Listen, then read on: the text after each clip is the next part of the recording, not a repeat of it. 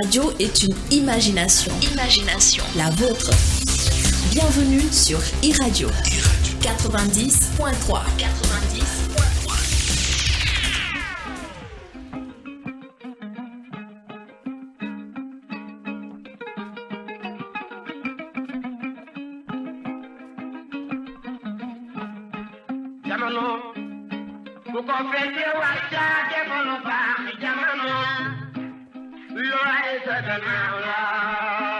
Transfert d'argent bii di Kpay transfert d'argent par code paiement marchand par QR code wala code marchand achat de crédit paiement de facture Woyofal Rapido Senelec TNT Aquatech te it Kpay mën na rechargement à carte bancaire rechargement à partir d'autres calpés demande de paiement de facture de crédit ak yeneeni service moo leen di may seen émission xew-xewu jamono.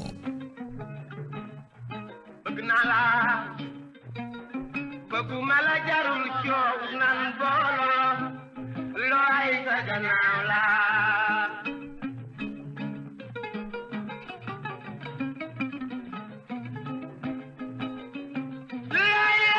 laa ne bëgg naa la bëgguma la jarul coow nan booloo looy sa gannaaw la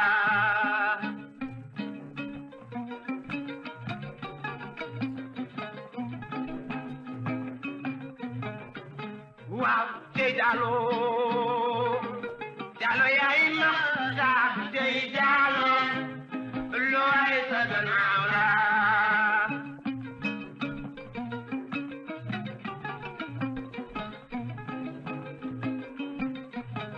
bëgg la da sara ko dee nan besa ñambaar yéen jajat ma dee naaw dur naa saago jatal fara jogon jaay de mbokk yeeg xaritu auditeurs yi salaamaaleykum ñoo ngi leen di nuyu kenn ku nekk ci sa tur ak sa sant boole ci di leen ziar di am mbégte di àndandoo ak yéen ci iRadio 90.3 kaddu gi di bàyyeekoo fii ci Ndakaaru jëm Kaolack Thiès dem ba Sédhiou Kolda Ziguinchor dem Tambacounda dem tamit fii nga xam ni moom moo di Podor Matam Saint-Louis Louga et puis région de Diourbel ñu daal di fay am Touba ak Mbacké yooyu yëpp ay fréquences yoo xam ni lii nga xam ne mooy génn fii mooy jàll foofu yëpp ci réew mi mbokk yeeg xarit yi ñoo ngi leen di nuyu te di leen siyaare di nuyu aussi waa ITV la télévision d'ici et d'ailleurs et puis surtout des plateformes nos amis sur YouTube qui nous écoutent di nuyu bu baax a baax Alaaji Ibou Fall te di ko siyaare Alaaji Ibou maa ngi lay nuyu te di la siyaare salaamaaleykum namoon naa la.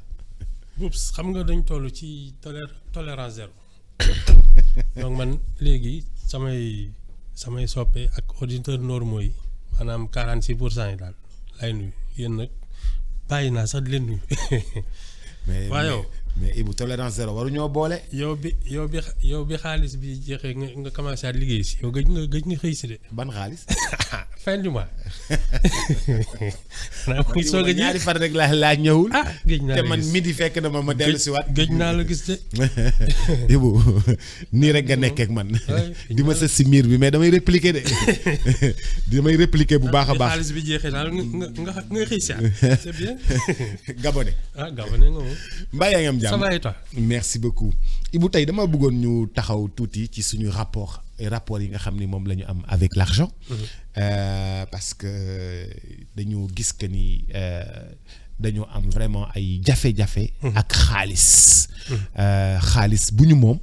xaalis bu ñu moomul. xaalis boo xam ni réew mi yëpp a ko moom. defe naa moom lu mooy problème mu Sénégal. par rapport ak rapport yeeg par rapport ak faux Covid yeeg. par rapport ak l'exercice du pouvoir. lépp par rapport ak defaraat xaalis defar ñu ne dañuy. ay faux billets yooyu.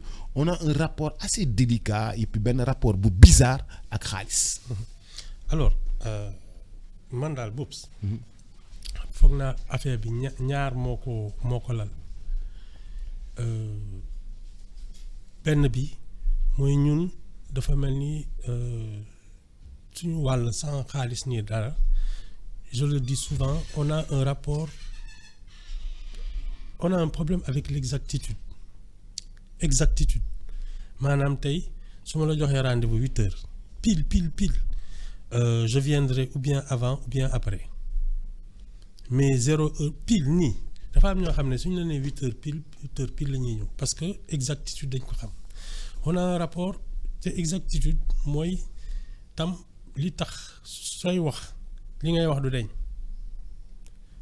c'est la vérité ce qui est exact mooy ce qui est vrai ñun problème boobu am nañ ko am nañu problème ak justement même les décomptes les mesures xam nga ñun soo jéemee def ay mesures dans nos langues là xam nga tubaab bi ay millimètres rek ay micro bi ci gën a ndaw sax dañ koy mètre ñun dañuy naan daggal fii donc nous je pense que culturellement on a un problème même notre histoire xam nga l'écriture bind xam nga li ñu bindoon il y a 10 siècles soo demee fekkaat ko fa ñun li ñuy nettali suñu histoire ça dépend des circonstances day évoluer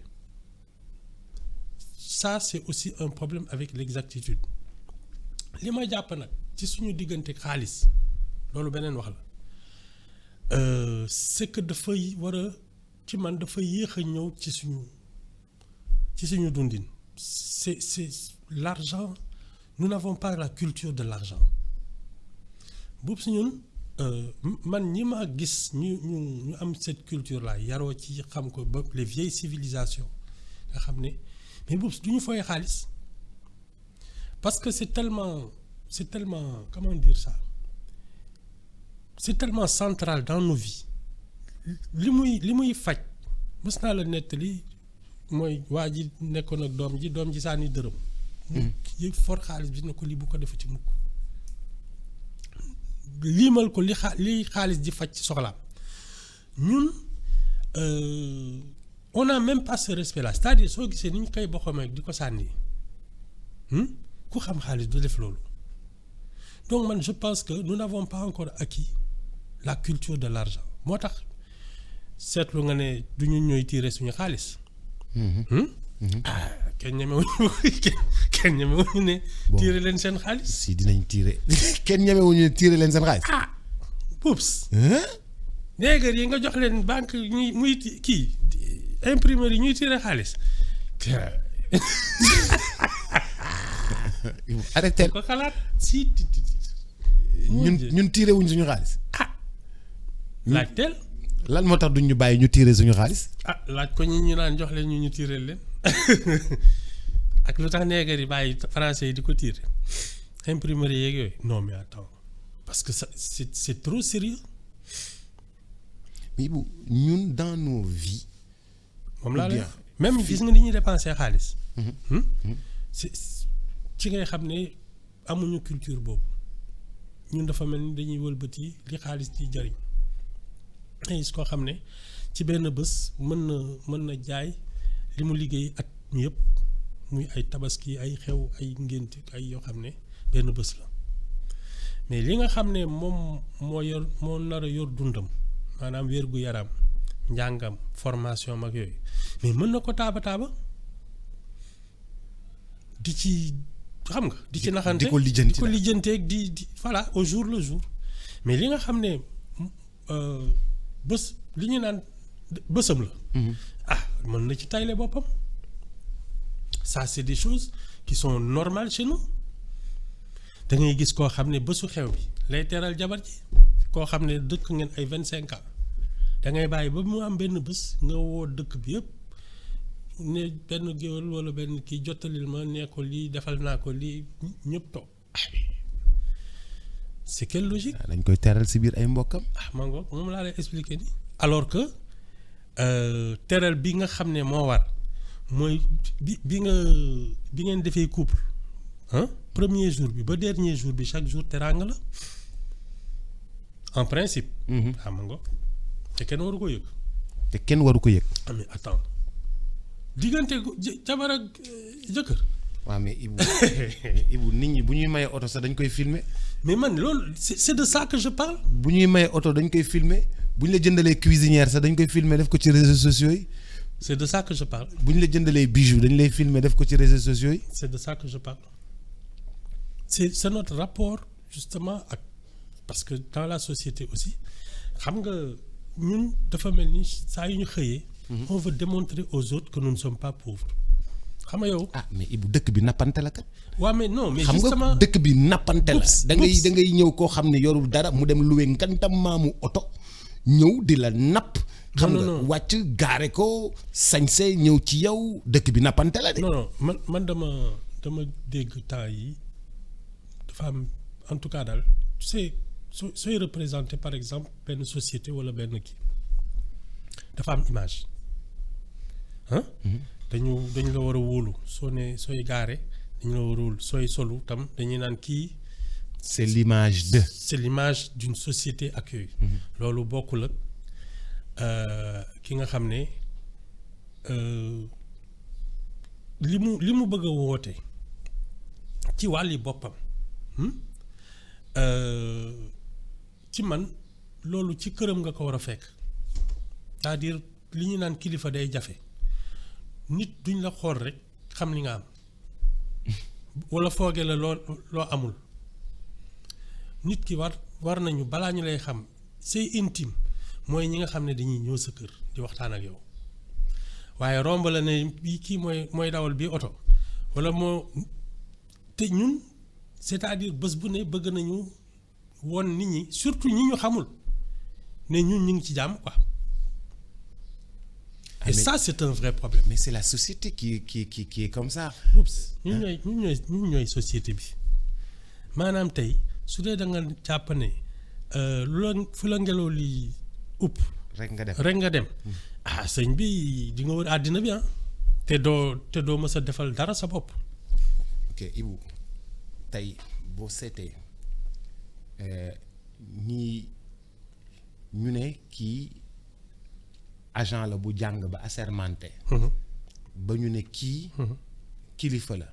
ñu dem ministère de la santé ñu dénk ko kees gi. mu def fa nag su dul noonu. ñu ne kii moo jiite mbooloo mi. ñu jox ko kees. séddaleel. mu séddalee naka su dul noonu séddale bukki comme ni nga koy waxee. bii bukki bii njuur bii sàmba bii. bii ki maamam de. bii ki maamam de bii ki si njëkk a teg sa loxo. bii ki si njëkk a teg sa loxo. d'accord loolu de moom du fi ñàkk. ñu ne kii. kilifa la ci ministère bi lay liggéeyee moom tamit mu am nu mu def ñu ne kii ministre la. moom tamit mu am noo xam ni. luñ ko jiiñ noonu la def luñ ko jiiñ ça veut dire en fait que nous tous parce que échantillon lañu ci société bi nous tous valeurs yi nga xam ne moom la ñu war a am. ci ngor ak xaalis. ñun amuñu valeur yooyu en fait. en fait yemul ci xaalis c'est tout ce qui est la république le bien public maanaam tey ni ñu lay naan parce que xaalis bi moom lay ñëpp teg seen bët mais ki nga xam ne dañ la ne yow yaa yor accueil poste de santé malade yi il commence à venir à 7 heures yow 6 heures et demie foo la war fekk xam nga loolu. parce que ñoom nga fi nekkal mais xam nga ne nit ñi dañuy ñëw fekk ci. ñëw toog di xaar. toog di xaar waa ji ñëw xool nit ñi romb dem ndékki ji dellu si tàppaas ci bureau bi waxtaan tuuti jëwaate ñëwaat toog c'est le même principe on n'est pas respectueux du bien public on n'est pas respectueux de la République c'est lié parce que ki nga xam ne say parce que tes heures de travail c'est de 6 heures du matin disons-le comme ça de 8 heures à 18 heures yow tu viens à 10 heures et tu repars à 15 heures mais tu as volé l'argent public parce que dañu lay fay 8 heures ba 18 heures wala loolu sa heure 8 heures 18 heures. 8 heures 18 heures. waaw nga ñëw 10 heures wàcc 15 heures. waaw donc sàcc nga. c'est aussi de l'argent public détourné. ah Ibou boo calculer noonu. réew mi yëpp non réew mi yëpp ngay dóor yàdde. mais c'est de ça qu'on parle c'est un état d'esprit te xam nga ban moo ci gën a doy waar c'est que plus tu montes dans la hiérarchie plus tu te permets de venir tard et de rentrer tôt xam nga yaa ngi nii ñaari fan a ngi nii gisuma la ma ñëw toog fii di la xaar boobu yaa ngi noos c'est de ça qu'on parle non mais Boubs c'est le respect justement des règles de fonctionnement d'une société manipuler xaalis ci la bokk mais li si des yëpp ci la bokk c'est que ñun dañu bëgg xaalis donc lépp lu cof ci xaalis day mel ni da nga jël bi nga def suñu xol mais c'est toute la chaîne de comportement mooy suñu problème le sens civique l'exactitude la ponctualité yooyu mooy suñu problème parce que détails yu ndaw yi tu les additionnes mais ça te fait un pays sous-développé. lii yëpp xam nga li ñuy dund ni li ñu def nii ci fond Covid yi. def ko ci xaalis def ko ci lii rek la ñu gisaguma des fois dañuy wax ci gouvernement bii passé chaque jour bu dara génnee da ngay tiit chaque jour bu dara amee da ngay tiit. alors il faut se méfier tam. xam nga mooy li ma la wax l'exactitude. fii tam waaw dañuy commencer ratatatatatati parce que un Karim Wade 700 milliards lañ ko fi jiiñoon wala du woon loolu. ok après ñu dajale ko ba léegi fi mu ne kii kenn mënu la wax lan nañ ko jiiñ. c'est pas l'ancien gouvernement c'est le comportement de la République depuis les années 60 nii la mës a mel. L'un des problèmes du chef de gouvernement en 62 mooy dañ ne woon banque nationale yi c'est pour les privés les fonctionnaires ne doivent pas emprunter ñu leb ko ba banques yi dañu mujj tëj dans les années 80. mais nu ñuy waxee directeur de banque ne ko waroo lebal fonctionnaire yi directeur de banque lebal fonctionnaire yi. parce que ministre bi ko waroon bi koy superviser. waaw waaw su ko nee lebalal kii soo bañee ñu dàq la teg keneen. Tout le monde n'était pas d'accord. Non, c'est un comportement très sénégalais depuis longtemps. On a toujours eu des problèmes avec ça. Les banques locales là, elles ont toutes fermé dans les années 80. Il y en a Sophie Sédit, BST, BNDS, BSK, BCS. Il y a eu toutes les banques locales. BSK, Banque sénégalo-cohésienne. Non, BSK, Banque sénégalo-cohésienne. Il y avait la Banque commerciale du Sénégal. Il y avait Sophie Sédit. Mais attends. Le FPE, à l'époque, Fonds de promotion économique. Non, BIAO. Il y a peut-être. Sénégalais, d'un collègue comme cette, USB. Mais c'est ça notre rapport avec l'argent, ça ne date pas d'aujourd'hui.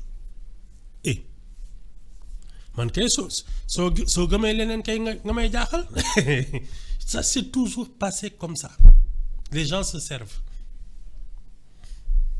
waaw mais Ibou ñun dañoo dem école pour jàng leçon civique dañoo dem école. pour yiw. dañoo dem école pour yaru. dañoo dem école pour bu ñu gisee. alul jàmbur ñu bañ ko jël. dañoo dem école pour ñu bañ a détourner. dañoo dem école pour être un modèle pour avoir une éducation. pour avoir une civilisation pour nga nekk nit bu normal. mais ça veut dire que donc ñun. li ñu jàng l'école d'abord s'est effondrée. li ñu jàng école yëpp kon l'école publique taxul suñuy comportement normal. non dafa am d'abord la qualité de l'enseignement BOUPS. dafa wàcc. fii mu nekk nii soo déggee sama gars yi ak ni ñuy defee nga xam ne njàng mi moom jaxasoo na. ku wax français nga taf sa gémmiñ. waaw mais et puis xam nga li ci rax. mooy ñi dañu dem ba nga xam ne parce que y a une majorité d'analphabètes. mais su dee ñi nga xam ne ils ont eu le privilège d'avoir fait des études ñu dénk leen réew mi mënuñ ko yor bu rafet ça veut dire que même njàng mi. cër bi ñu joxoon intellectuels yeeg diplômés yeeg yooyu mais dafa wàcc c'est-à-dire que à un moment soo newoon man instituteur laa wala dama jàng ak yooyu mais dañ lay xoolaat xam nga mais y a eu une période où d'abord crise bi dafa xawoon metti et puis c'est l'avènement mooy les fameux marabouts diamantaires les diamantaires qui sont revenus en étant extrêmement riches. Alors, ils ont financé une contre-culture. ñoom ñoo doon fees Sorano di battre. seen jabar yi seen doom waaw yi seen xew yi seen seen xew yi. dëkk bi yëpp a ciy wax.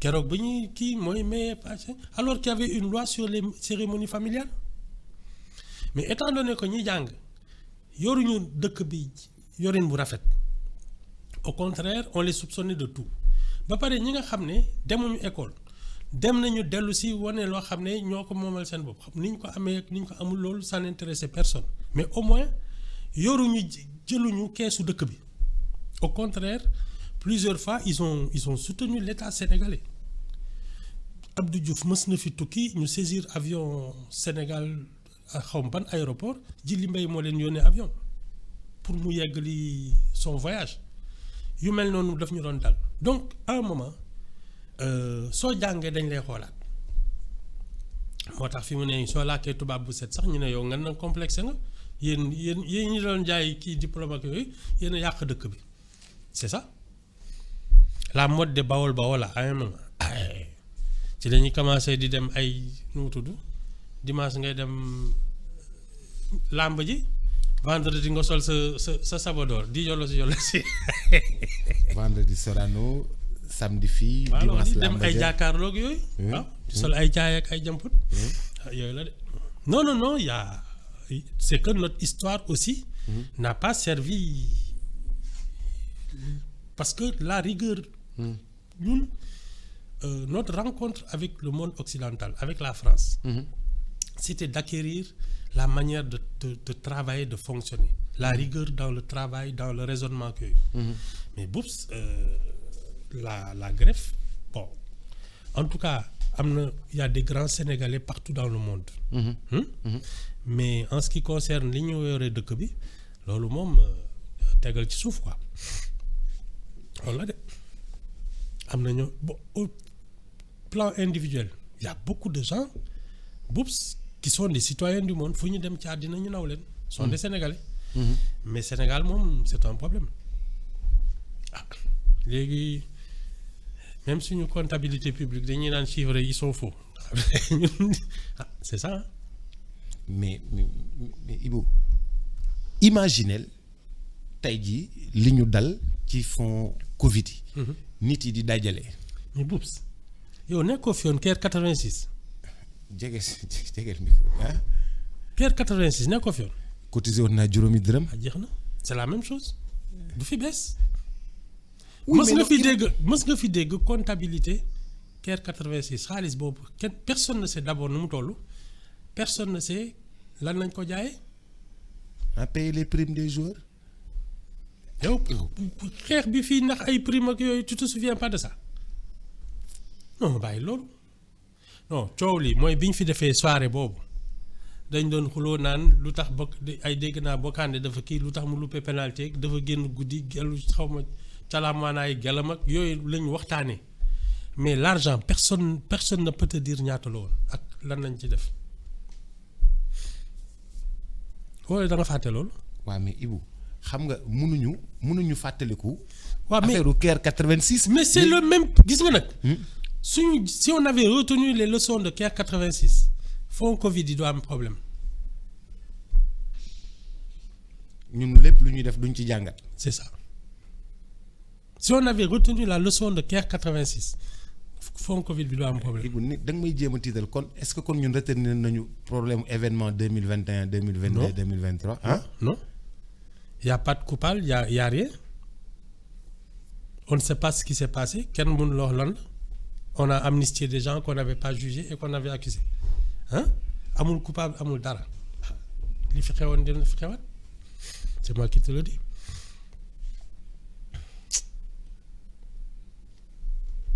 da may jéem a tiital man du ma ragal de. non je te dis ce que je pense si on avait retenu la leçon de Caire 86 xam ne lii mës na fi am cotiser nañoo yëpp y a eu aucune traçabilité quelles étaient les mesures à prendre pour que suñuy cotiser ñu xam luñ ciy def ak fu mu jëm ak ñaata la. on n'a pas retenu ça. Voilà. Et tout. leneen di amu ci non te dina amaat dans 40 ans. Comme génération ba génération la ñuy kii dinañ fi toogaat naan oui bon Sénégal xam nga kii bi ren tawul nañ cotiser c'est tout dana fi amaat. Ibu cotisé woon nga. mukk waaw Ibu déet. non. Pierre 86. waaw dërëm. mais Ibu man Covid bi j'ai fait. Covid bi it dërëm. moo tax sama doon na jógul fi mu nekk nii. sama yoon j'ai fait 2 mois de nuit blanche. j'ai avec ndeysaan. ITV 2STV 7TV Walfadjri on fait benn téléthon on a dajale 1 milliard 200 et quelques millions. alors c'est bien. rek gars yi dañoo bàyyi ba ñu kii ba pare. ñoom ñu séddoog seen biir. ñoo xam ne man del xaw ma ci dara cotisé wu ma laajte wu ma ay compte c'est tout. mais oui bu man sam problème sax nekkul foofu. sam problème mooy nit yi naka ngay mu ne chaîne de distribution bi. pour man moo am problème naka ngay mu ne jàng nekk koo xam ni vraiment niveau. pour xam nga lan mooy suñu problème. D'abord la mentalité d'assister. Xam nga quand tu es un assisté tu ne demandes pas de compte dañ lay may da ngay yelwaan quoi donc tu ne demandes pas de compte su dee et man je pense que on cultive aussi justement cette culture de la mendicité parce que ça y a pas de compte dans ça mais gis nga tu peux rendre service à ton pays nu mu tudd voler au secours des indigents ñëw doole yi mën nga leen jàppale muy état bi muy privé yi mais boobu il faut le formaliser l'institutionnaliser mu nekk ay association ay fondation te am ay programme mais Ibu fondation yeeg association yi la ñu jàppale ci réew mi mais c'est des associations qu'on a essayé d'aider. C'est des associations, c'est des regroupements de personnes qu'on a essayé d'aider effectivement. Maintenant, donc, oui. Maintenant, dem joxe xaalis rek toog tam mooy dégg kii nañ ko parce que boobu Macky Sall avait convoqué toute l'opposition là ba gars yi am consensus ne way xaw ma lan solidarité ak yooyu Assemblée nationale ne waaw léegi sax ministère yi mën nañu parce que affaire bi dafa jàmp c'est pas ça. waaw kon loolu moo indi dérèglement bi. mais quand on a un problème dañ koy teg analyser ko ne solution bi du commencement à la fin nii lay demee teg ay règles de fonctionnement li ñu def c'est le contraire qu'on aurait dû faire parce que c'était une période compliquée c'est pas déléguer tous les pouvoirs à l'exécutif c'est faire un consensus national législatif yi toog conseil économique et social toog magistrature toog ne lii moo xew nii lañ koy defee parce que la situation est grave il faut pas la laisser entre les mains d'un seul homme et c'est ça qu'on a fait. Pourtant en Europe les sociétés ont reçu des 15 000 euros des 20 000 euros des 30 000 euros les citoyens américains ont reçu chaque semaine peut-être. Tu parles de pays normaux ont reçu dans leur compte bancaire normalement chaque semaine ñu jot aide. Tu parles de gens normaux une société normale avec un mode de fonctionnement boo xam ne xam nañu nu mu demee ñun fii dañuy taaba am na ci ñoo xam ne ñoo ci bari soo leen laaj ñu ne la espèce lañ ma jox na. xam nga déjà ça. mais Ibu dañuy def nu mu tuddati dañu lay woo sa société ne la sur ces. c'est voté à l'Assemblée. waaw ñu def ci budget. def ay règles. ne la sur 6 mois tu as perdu combien. Voilà. Sur 8 mois tu as perdu combien. Sur 9 mois tu as perdu nga génne sa comptabilité de l'année dernière. génne sa comptabilité de cette année joindre pièces yi yónnee ko trésor xool ko. xool li nga perte. ba pare nga jox ko sa compte bancaire. trésor daal di ne la voici. xam nga compte 20 000 euros. xam nga compte bancaire yooyu en général c'est pas une seule signature société yooyu noonu. waaw ay procédures de décaissement dafa am. waaw déjà. yónnee nañ la 20 000 euros 5 000 euros yi da nga koy rembourser après 15 000 euros yi dañ la si dimbali gouvernement bi. moo la ko dimbale subvention la les 5 000 euros bu crise bi passé bu Covid bi passé da nga koy rembourser mais da nga koy rembourser selon échelonnement bii ak bii ak bii ak bii ak bii ak bii. foog na ñun lii def nañ ko. ñun defuñu loolu. À ton avis non Boub, c'est ça le sous-développement. C'est pas autre chose. Moi, cette manière de faire les choses de manière désordonnée. Li nga waroon def en 5 minutes, tu le fais en 5 mois. C'est ça le sous-développement. L'inexactitude, l'imprécision. Dara la ñu dul préparer.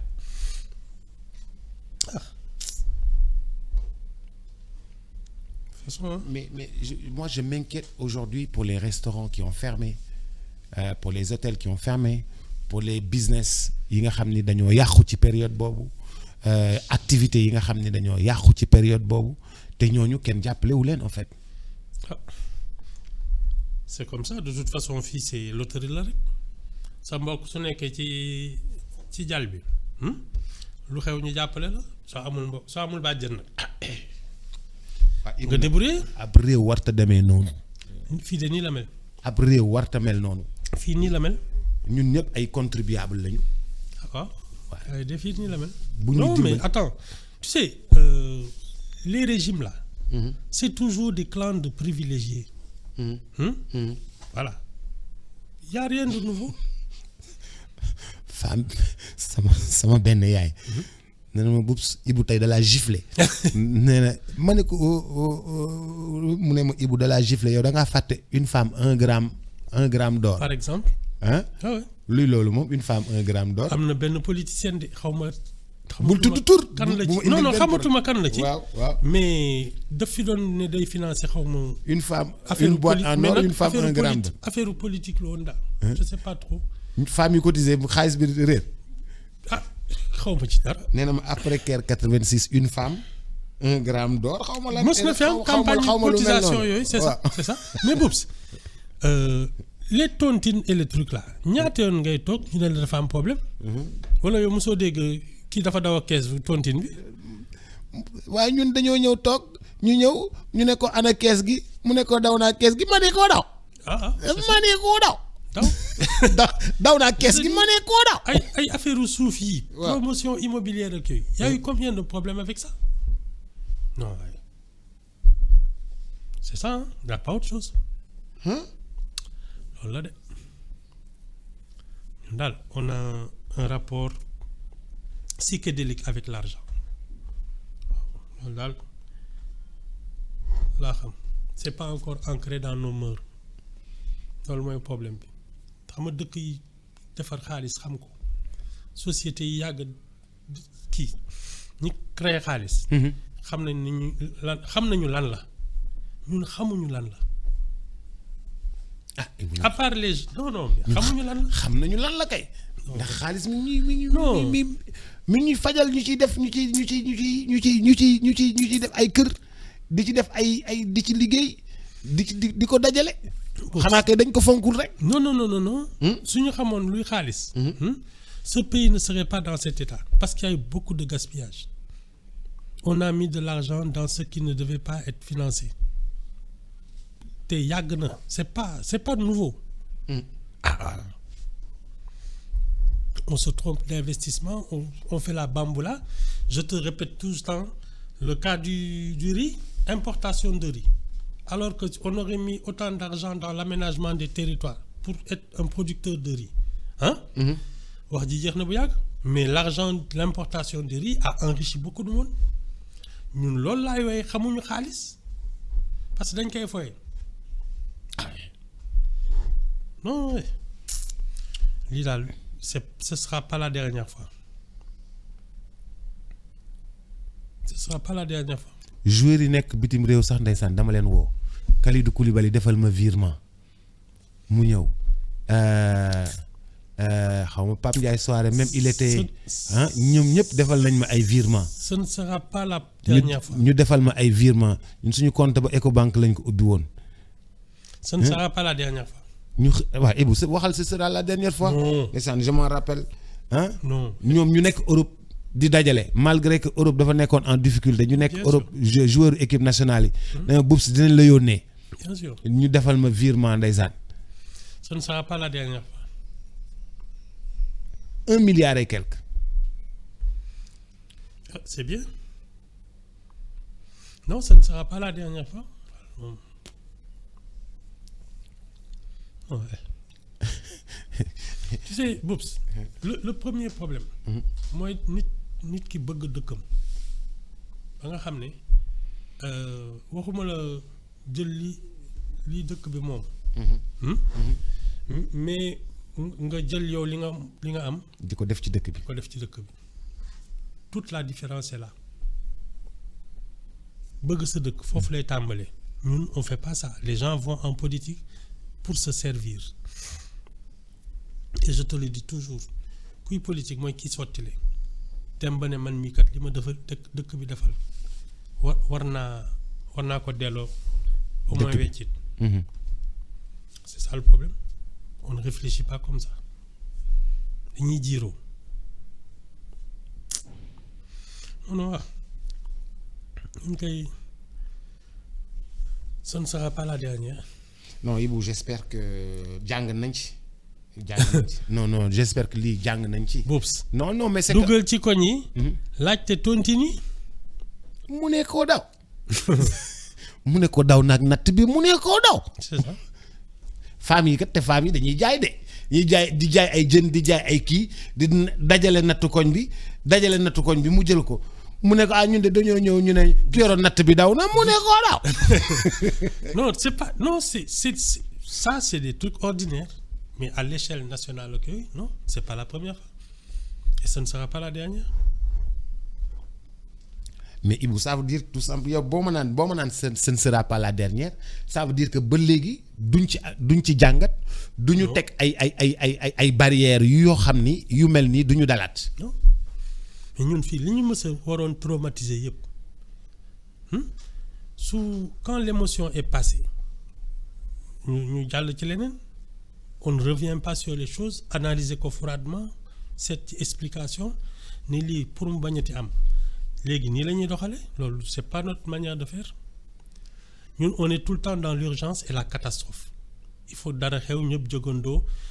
des inondations voilà ci biir même inondations yi amoon nañu ay problème détournement ñu ne ay lan la woon ay pompe xaw ma lan lañ jëndoon. désinfection ay marché désinfection xaw ma lan ak lan même ci inondation yi. non les inondations de 2005 2006 2007 là. nee naa la soo gasee. Tu vas trouver à chaque fois qu'il y a un problème de détournement.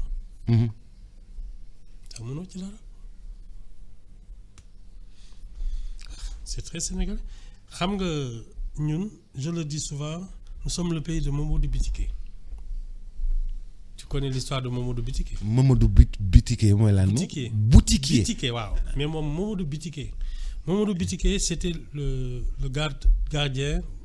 mooy commerçant tubaab yooyu ci kii bi colonisation bi comme dafa yàgg ak tubaab bi xëy di dem vacances dafa doon tëj magasin suy dem vacances benn vacances jot mu ne Mamadou yow comme xam nga liggéey bi je te confie le magasin tubaab bi dem vacances Mamadou woo mbokkam yëpp ne leen jël naa place tubaab bi maa yor boutique bi ku nekk ñëw di leb buy mayee fii kii ñii di ko woy ak yooyu tubaab bi ñëw di ko laaj ay compte fekk magasin bi pratiquement faillite mu porté ko plainte ñu fayantal ko way Mamadou Bitike xaw ma lan moom la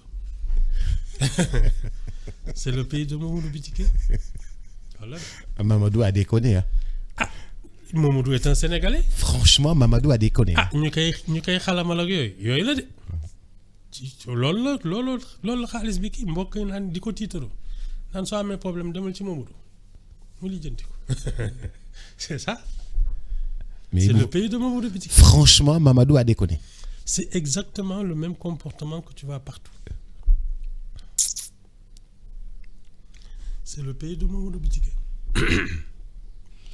Mais léegi fan la ñu mën a jaar ba vertu yu baax yi nga xam ni mooy li baax nga xam ni moom la diine jàngal et puis normalement ci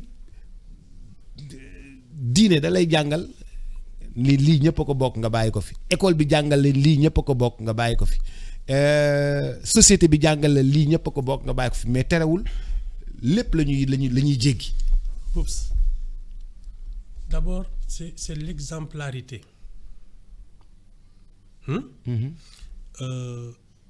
Njiit bi ci boppam soo ko séenee muy ñëw xam nga ndax moom ni muy dundee ci moyen wu dëkk bi la c'est-à-dire kii il galère comme ñun ñëpp mayul boppam dara parce que li alalu réew mi la sobriété. waaw jëloo avion présidentiel dem ci màkk dellu si yow ak sa gàngoor.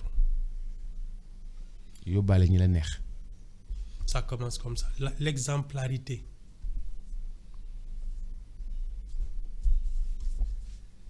Parce que si après le leader a des dérapages, mais il peut plus donner de leçons.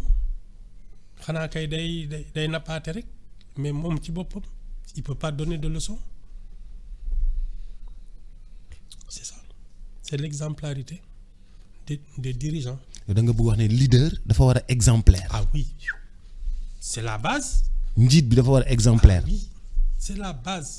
Man xam nga l'un des chefs d'État dont l'histoire me plaît le plus mooy l'Uruguay là, Pepe Mujica. Oui, le gars qui vit dans son ranch là. Qui vit dans sa c'est même pas un ranch, c'est une petite ferme. Dans sa ferme. waaw moo ak jabaram ak xajam Volkswagen la am.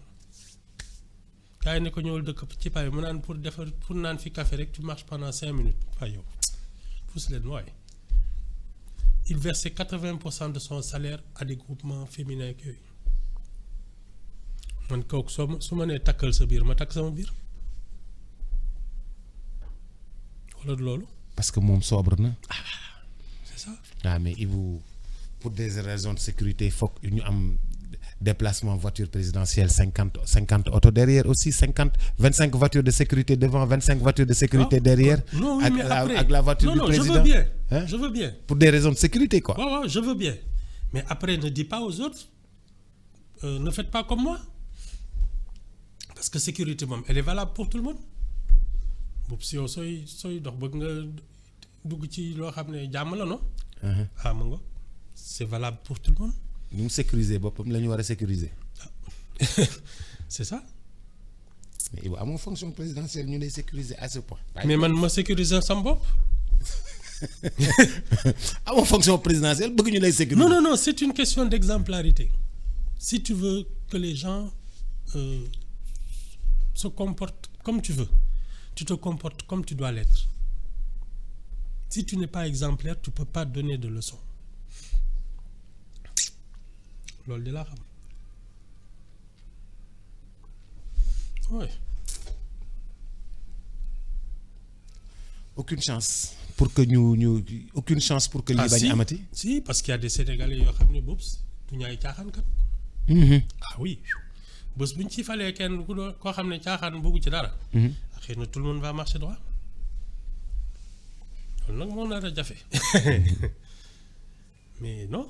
Je pense qu'il y a des Sénégalais aujourd'hui duñu ay kafkat. kon de duñ ci génn léegi ndax sénégalais yooyu noonu duñu présenté wu duñu bokk ci suñu yëf dañuy toog rek à l'ombre duñu bokk ci suñu yëf dañuy ne xaaral sénégalais yi man ma pousse na le bañ a bokk ak ñoom dara. non Boubs justement xam nga gisaguma ku fal boppam parce que nit ku nekk ak da ngay méngoog li jamono ji laaj. ñu ne kii moo ma régler suñu problème. nit ñi ñooy riir wuti la. Pour une fois, on peut faire le bon choix. Encore que moi, je trouve que on ne s'était pas trompé. Senghor, c'était un bon président. Bon, bi mu annoncé nu mu tudd ne day jël retraite am. waaw. ci la ko roi kii Faysal jox $1 million mu naroon ko verser trésor mbokk yi ne ko xay yow amoo sax foo dëkk ba pare ay fondation ay yooyu. loolu la ci def placement yi mu def xaalis bi dafa naaw kenn déggul sax mu wax ci il s'en fichait. Ibou maa ngi lay gërëm di la sant. waaw ba semaine prochaine. ba semaine prochaine incha allah Alaaji Ibou Fall di ko gërëm bu baax a baax di ko sant di am mbégte doon waxtaan ak moom ci rapport yi nga xam ni moom la ñu am ak xaalis 9h59 voici Antoine Diouf un Sérère original pour un bulletin d'information. Transfert d'argent Bidi Capay. Transfert d'argent par code. Paiement marchand par QR code.